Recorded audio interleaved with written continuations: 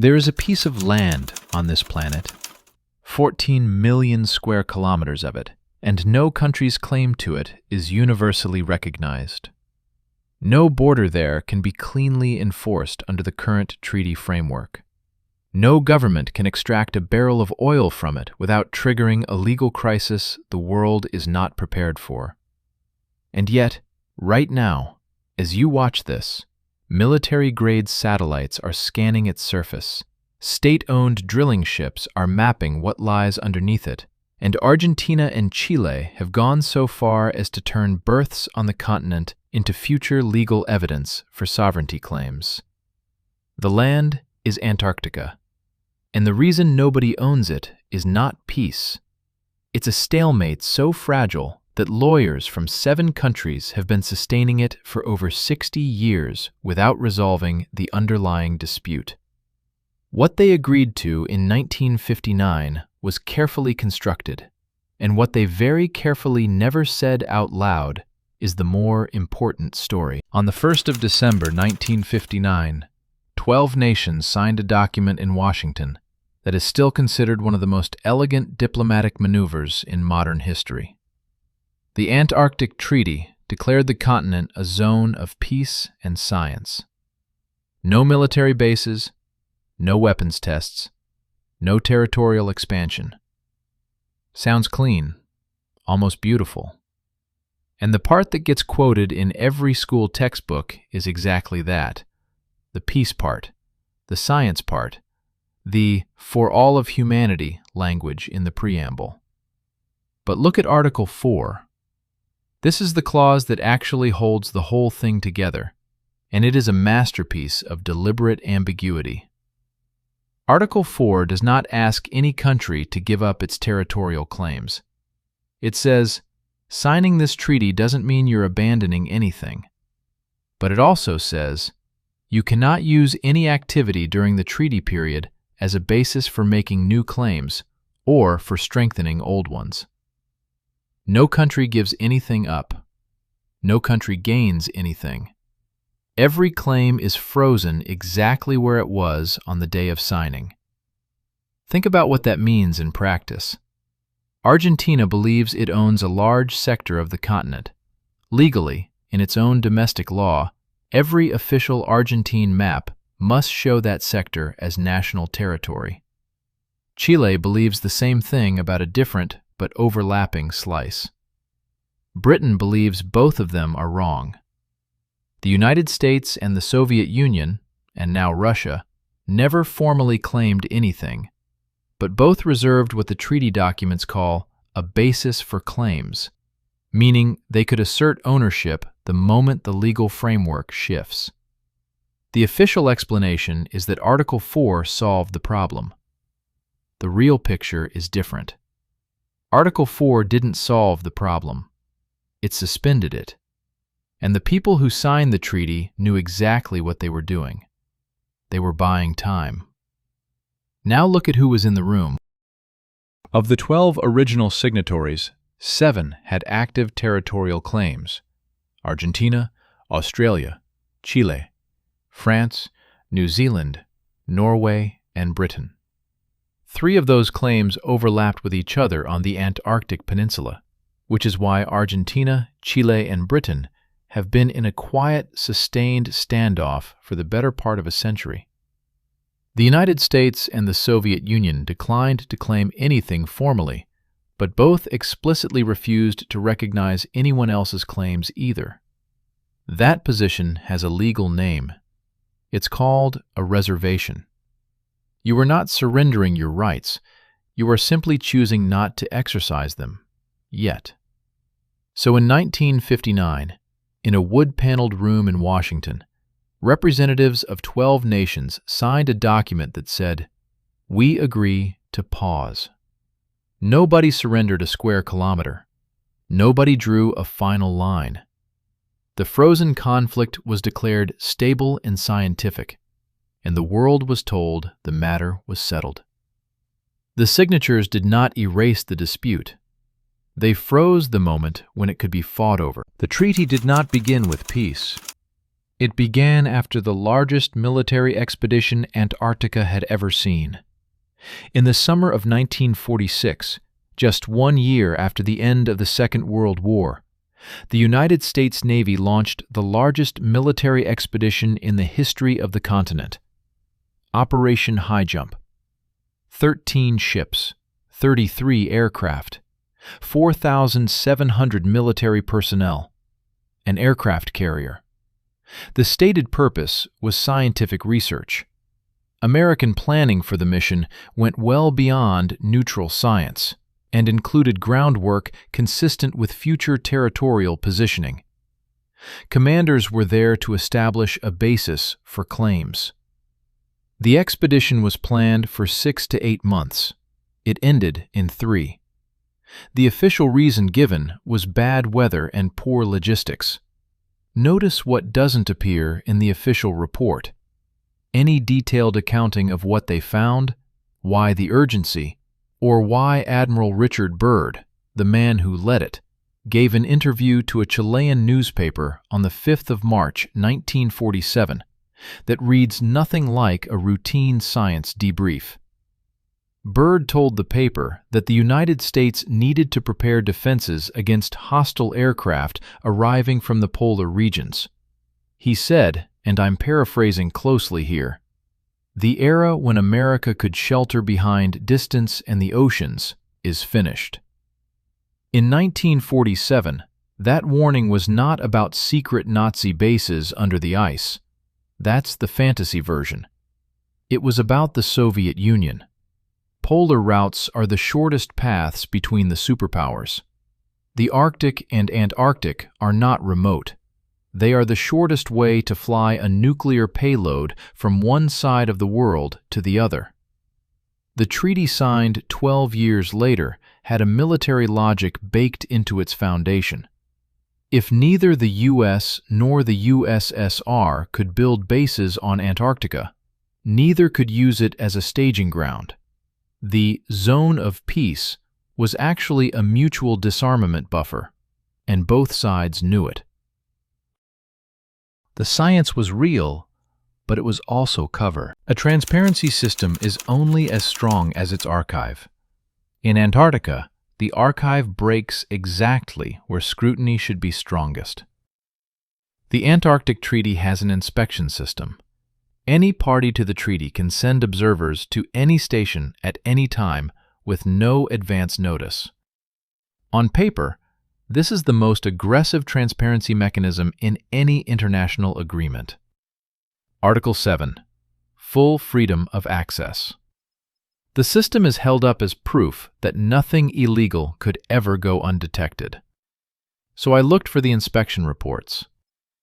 In the period between 1962 and 1991, 11 inspection reports are either missing from the official archive or were never filed at all. That is approximately 40% of all missions conducted during that window. Many of these gaps fall in the exact years you'd most want to know about, the peak of the Cold War and the period surrounding the Beagle Channel conflict between Chile and Argentina, when both countries had strong incentives to militarize their southern positions. The reason is structural. For the first 40 years of the treaty, Antarctica had no permanent institutional memory. Its monitoring record was passed from chair to chair, country to country, meeting to meeting. The Secretariat, the permanent body that keeps the official record, was not created until 2004. Before that, administration rotated to whichever country hosted the current consultative meeting. You trusted whoever held the chair that year to file the paperwork. The chair changed. The paperwork did not always follow. And when transparency was finally proposed as a binding obligation, at the 37th consultative meeting in Brasilia, several nations pushed back. The argument, delivered in formal diplomatic language, was that requiring a written response to inspection findings would infringe on national sovereignty. Read that again. Countries that signed a treaty promising transparency argued that being asked to respond to inspection reports was an infringement on their rights. The reports remained advisory, non-binding, suggestions. The most obvious explanation is that there was nothing to hide and the paperwork just got lost. Okay, then why, in 2019, did a joint Chilean-Argentine inspection find that only one of 4 checked stations had adequately addressed the concerns raised in previous inspections? And here is the practical geometry of this problem. Antarctica is bigger than Europe. Its research stations are separated by hundreds of kilometers of ice.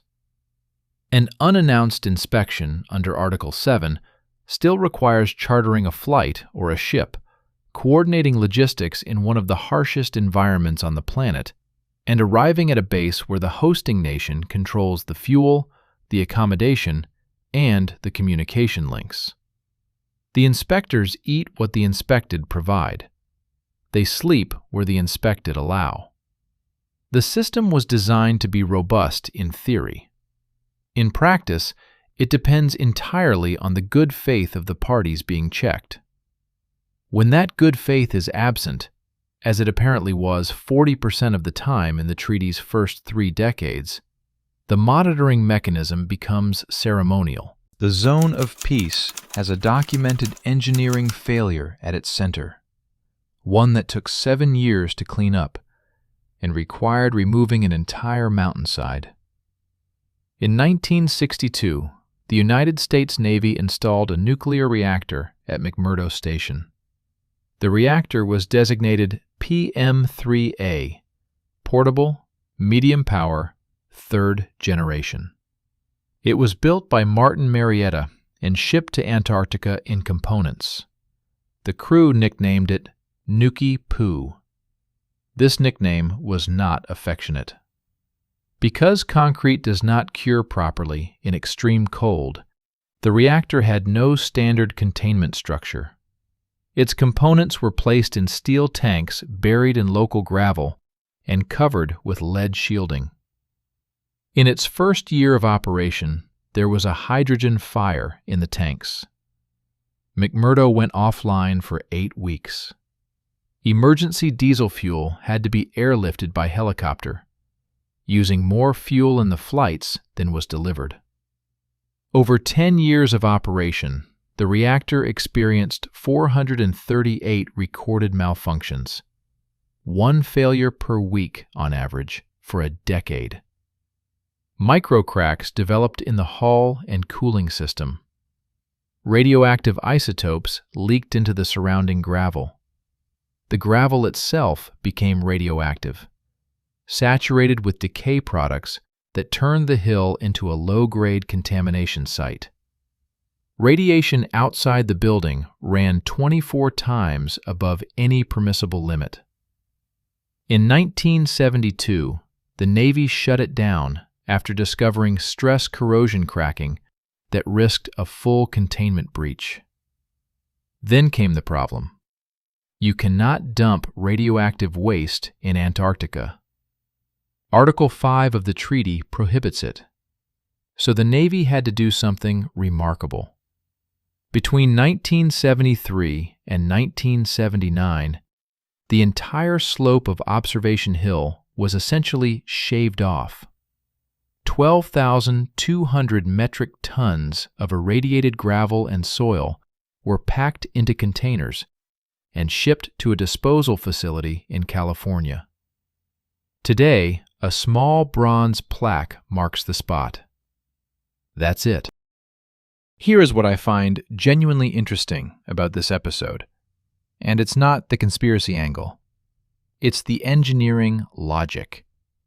The United States brought a nuclear reactor to a continent it claimed was purely for peaceful scientific purposes, using equipment never designed for polar conditions, with no containment backup, and it ran it for 10 years at a failure rate that would have been grounds for immediate shutdown anywhere else on the planet. The reason is straightforward. Energy is the limiting factor for everything in Antarctica. You need enormous power to keep equipment running, to drill, to operate anything beyond basic survival.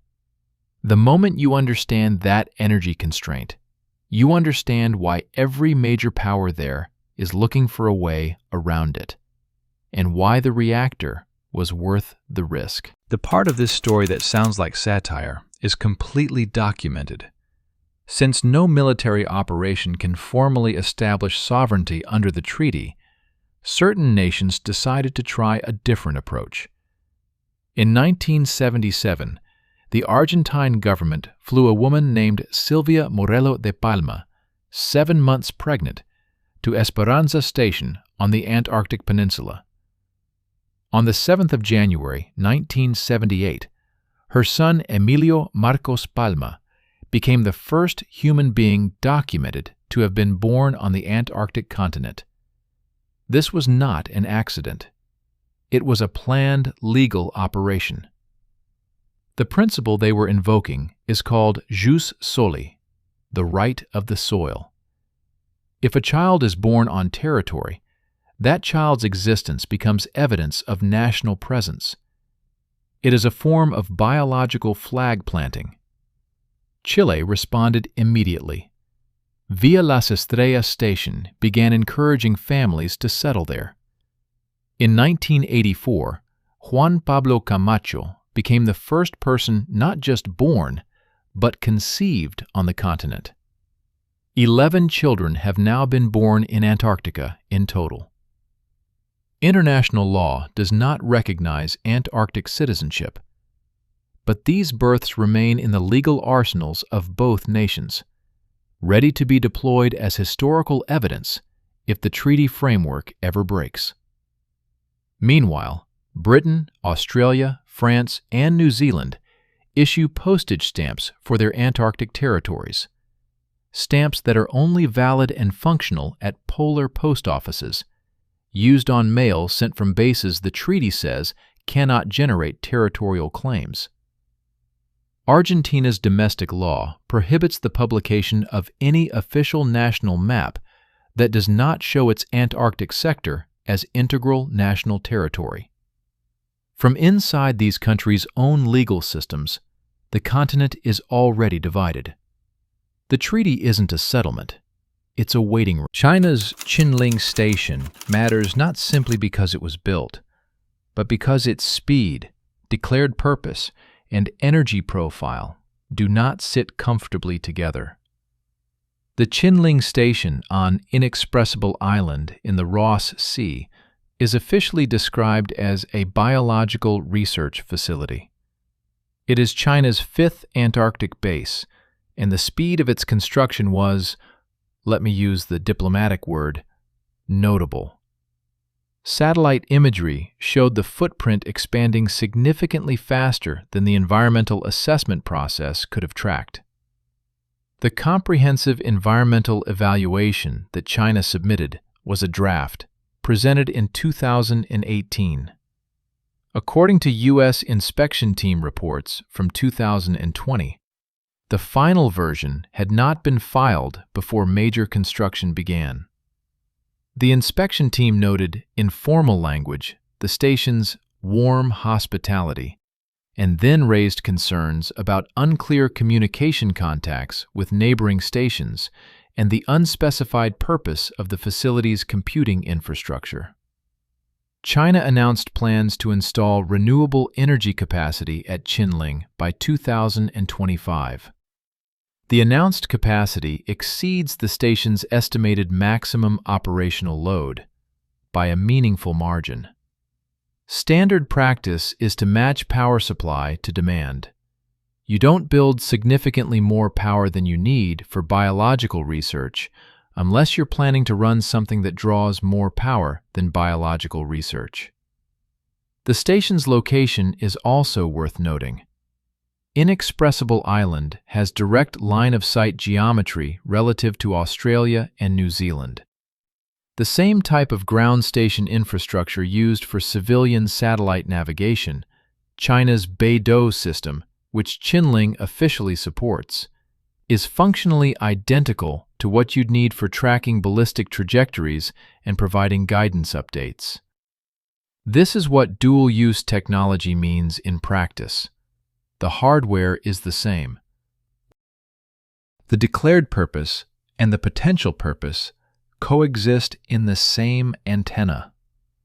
The United States has integrated Antarctica into the operational areas of 3 of its geographic combatant commands. This is a matter of public record. It means that at the strategic planning level, Antarctica is not treated as a demilitarized zone. It is treated as a geographic domain. Set the military piece aside for a moment and follow the money.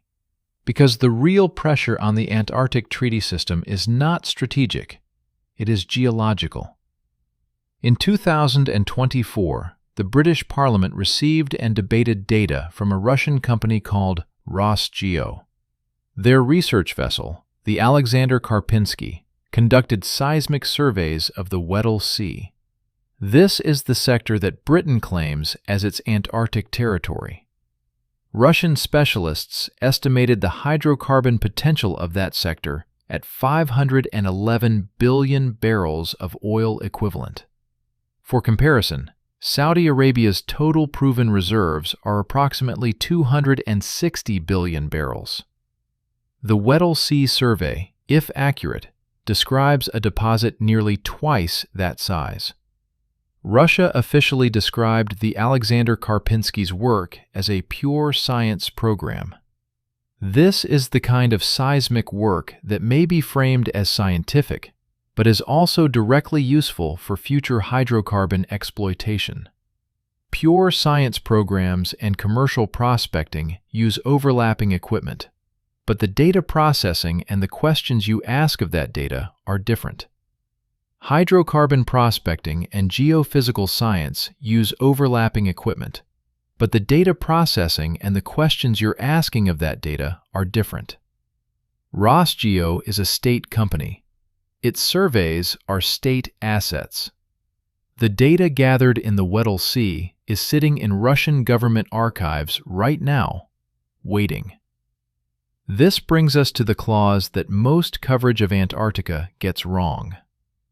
In 2048, 50 years after the Madrid Protocol on Environmental Protection came into force, any consultative party to the treaty can request a conference to review the prohibition on mining. Most reporting calls this the expiration date of the mining ban. That is not accurate. The ban does not automatically expire. What happens is that the door to renegotiation opens. To actually lift the prohibition, you would need agreement from a majority of parties, including 3/4 of the countries that were consultative parties in 1991. That's a high bar.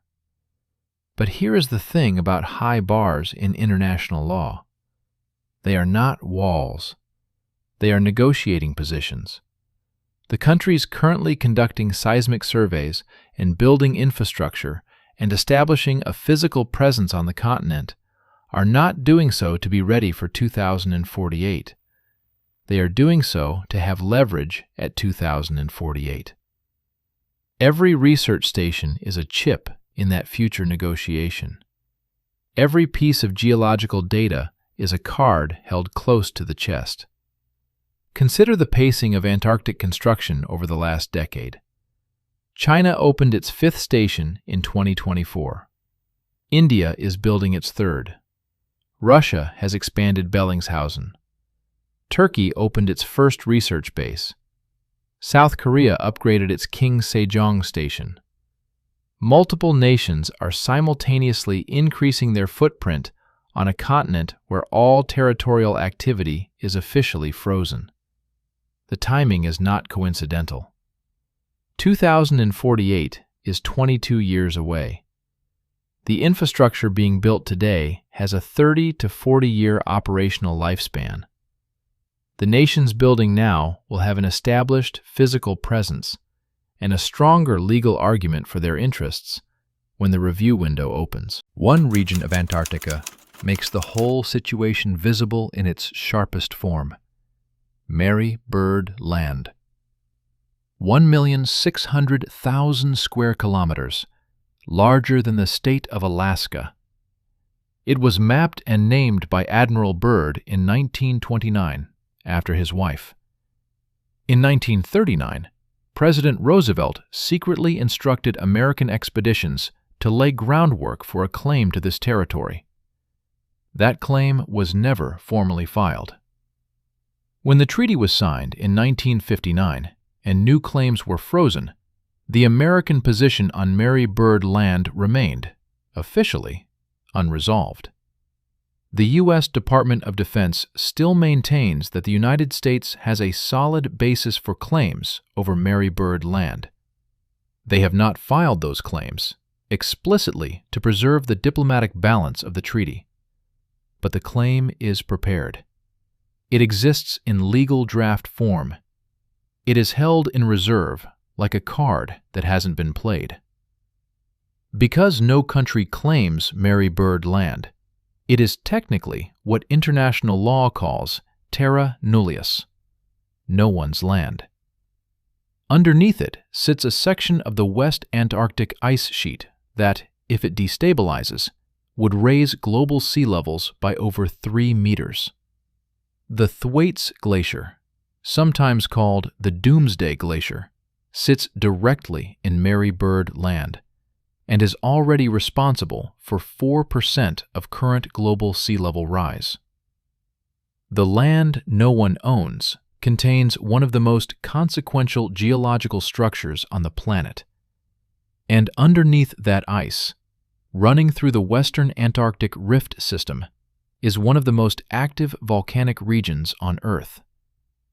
Geothermal heat from below, ocean warming from below the ice shelf, a landscape in motion, sitting on a legal vacuum, surrounded by nations that have been quietly preparing their arguments for decades. This is a reading, not a certainty. But it's a reading that fits the documented record better than the official one. The Antarctic Treaty is not a lie.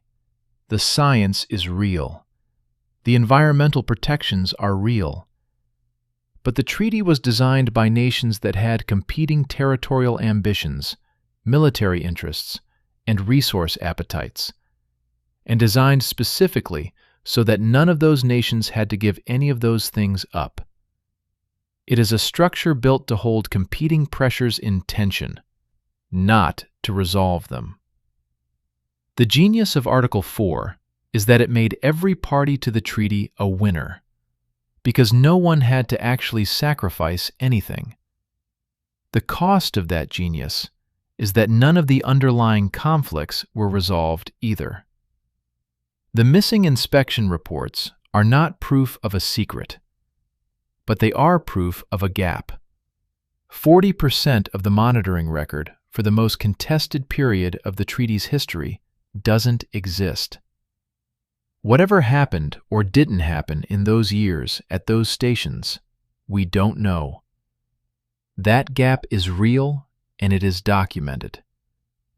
The nuclear reactor that ran for 10 years with one failure per week, on a continent that was supposed to be a zone of peace, operated under conditions that would have triggered international outrage anywhere else. And then the evidence was literally shipped out in containers and buried in California. The bronze plaque on Observation Hill is not the whole story. The baby born in 1978 was not a coincidence. He was a legal instrument, conceived and delivered with full governmental planning, for the purpose of establishing a biological claim to territory that a treaty supposedly made unclaimable. 11 children were used as arguments in a legal case that hasn't been filed yet. And right now, as the ice retreats and geophysical surveys become more precise, and the 2048 review window approaches, the pace of Antarctic activity is increasing. New stations, new surveys, new energy infrastructure that exceeds stated needs. The continent, described as belonging to no one, is being prepared for ownership by everyone simultaneously, quietly, scientifically, diplomatically. The official version says Antarctica is the one place on Earth where nations chose cooperation over competition. Look at what they actually did, and you get a different picture. They chose to compete more carefully. They agreed to keep the competition running below a threshold that would trigger open conflict. That is not the same as peace. That is a Cold War that never officially started and has never officially ended. The entire apparatus of the Antarctic Treaty System cannot answer one question cleanly, and it is the simplest one. If this continent truly belongs to no one, why does the legal language of every major party to the treaty preserve their ability to claim it the moment the framework weakens? You don't reserve a claim to something you've genuinely given up. You don't spend 40 years mapping hydrocarbon reserves under a sector you don't intend to own. You don't ship a pregnant woman to an ice base at the bottom of the world for any reason except to create a legal fact that might matter later. The land with no owner has too many owners. They're just waiting. The ice is already retreating at rates not seen in human recorded history. The glaciologists say thwaites could become unstable within decades. If the physical landscape changes drastically enough, it will change the strategic calculation too. Some of the nations currently invested in the treaty's survival may calculate, at some point, that the value of what's underneath the ice exceeds the value of the treaty itself. When that calculation shifts, if it shifts, you will not be told in advance. You will read about a consultative meeting, a procedural vote, a scientific reclassification. Language that sounds boring. And behind that language, the last unclaimed land on Earth will stop being unclaimed. Antarctica was never outside politics. It was politics suspended under ice. And ice, as it turns out, does not last forever.